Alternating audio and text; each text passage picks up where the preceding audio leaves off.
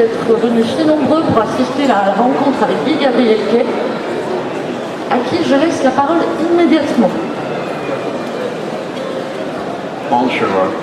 I asked Jeanne if I could make some remarks before we began, because this is my last appearance on the stage, and it gives me an opportunity to say how much I appreciate the invitation from Jeanne and her colleagues to be your guest at Utopiales in Nantes.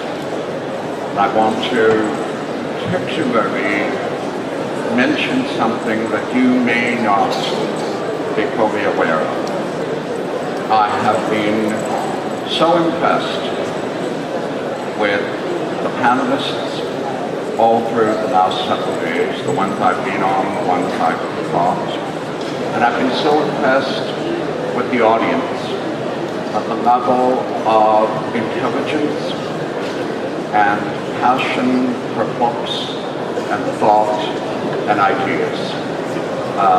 The contrast between what normally happens at a convention in North America actually gives me hope for science fiction and fantasy readers and writers retaining a passion for books and the written word and the sharing of thoughts and ideas. You have actually inspired me here over the last few days with your patience, with my speaking to you in English, with your attention to and interest in everything that's been said on this stage and the others. I think it's been a wonderful, for me, few days. I'm filled with respect and admiration for Utopiales and its organizers and all of you.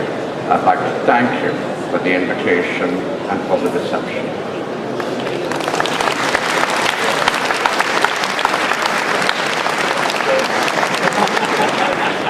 One more thing before you start. I want to make a particular thank you to my ghost whisperer, Amala Bernard, who is facilitating the process up here by telling me whatever Jeanne says, unless she says something that is so dangerously funny about me, he has promised to be gentle in what he tells me.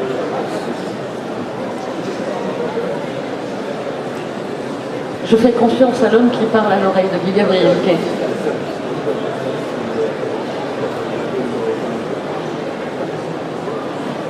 Guy Gabriel Kay, vous êtes né le 7 novembre 1954, à 2 jours près, à la fin du festival. Nous aurions pu vous fêter bon anniversaire, mais je suggère qu'on le fasse en avance. Bon anniversaire, Guy Gabriel Kay. Bon anniversaire. En 1974, vous commencez des études de philosophie à l'université du Manitoba et vous les interrompez pour suivre Christopher Tolkien en tant qu'assistant pour la rédaction du livre Le Silmarillion, abandonné par son père à cause de sa mort, ce qui est une bonne excuse à mon avis. Cette rencontre exceptionnelle part du fait que votre famille connaissait la famille de l'épouse de Christopher Tolkien. Vous quittez donc le Manitoba pour Oxford pour mener cette tâche à bien avant de revenir au Canada en 1976 et vous y obtenez un diplôme de droit en 1978. Vous êtes d'abord scénariste de la série radiophonique The Scales of Justice jusqu'en 1989, produite par Radio-Canada. Mais vous publiez à partir de 1984 la grande trilogie de Fiona Barr, qui recevra un très bon accueil, si bon accueil que son tome 2, Le Feu vagabond, sera lauréat du prix Casper, ce qui est l'ancien nom du prix Aurora, pour le roman anglais en 1987.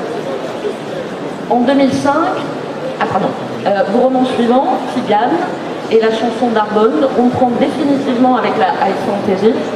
Ils s'inspireront directement et respectivement de l'Italie et de la France médiévale. Tigane obtiendra le prix Aurora en 1990 et viendront ensuite Les Lions d'Alrasan, relecture de l'Espagne de la Reconquista, puis la mosaïque de Sarance, à laquelle je me suis permis de faire un clin d'œil parfaitement répugnant derrière. Donc la mosaïque de Sarance qui est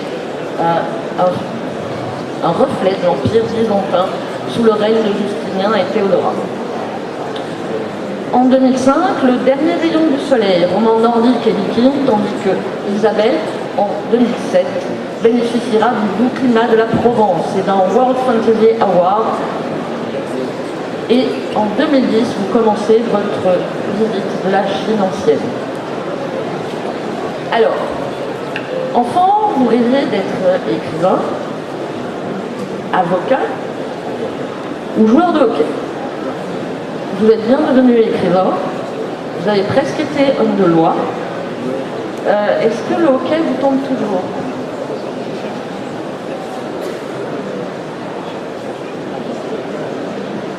Oh, of course. Not till my birthday. When I have my next birthday, I am officially retiring as someone who thinks he can play professional hockey. J'espère que vous enverrez des photos. Si la philosophie paraît une source évidente dans votre œuvre, tant dans la politique, entre guillemets, de vos romans, que dans les recherches fondamentales de vos personnages, ou bien quant aux thèmes qui traversent l'ensemble, qui traversent l'ensemble de votre travail, qu'en est-il du droit? C'est une discipline exigeante, basée en partie sur l'histoire, bien qu'elle appelle ça la jurisprudence. L'argumentation est au cœur de son sujet. Cette formation de jeunesse est-elle l'une des sources où vous abreuvez votre inspiration, votre technique d'écrivain?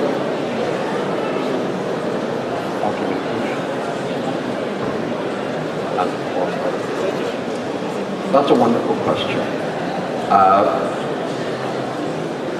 Yes, in the sense that I think that human conflict plays out in a remarkable number of different ways, and not only the obvious military, physical conflicts between people.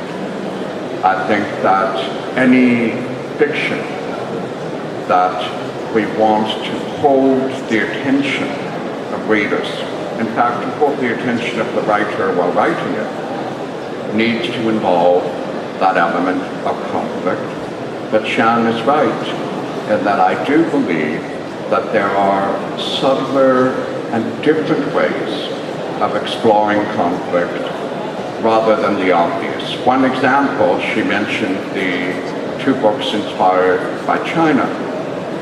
And in the first of those, Under Heaven in English, there is in fact a poetry battle between 2 brothers. That's one of the climaxes of the novel. And what I wanted to show with that, it was one of the hardest things I wrote in that book. Because whenever you write a song or a poem in a book, and you're going to announce that it's good, that characters respond to it as something good, it has to be the best you can manage. And in that battle between the brothers of the court, what I wanted to show was that danger, conflict, danger, risk can arrive in many different ways within a historical or a fantastical setting, or even, frankly, in a contemporary setting. That argument, debate, a poetry battle can be just as tension-filled, just as risk-containing as 2 people with swords in a combat. I've done those scenes too, but with every book I'm looking for different ways to explore the idea of conflict. So I think Shan is right. Argumentation, debate, verbal conflict can be the essence of a battle just as much. I'll add one more thing. Argument and debate, as in the English language world we know from Shakespeare in Beatrice and Benedict, can also be remarkably erotic that two people in their verbal battling, their back and forth bantering, can work as a foreplay towards an erotic resolution, and if the wit is genuine,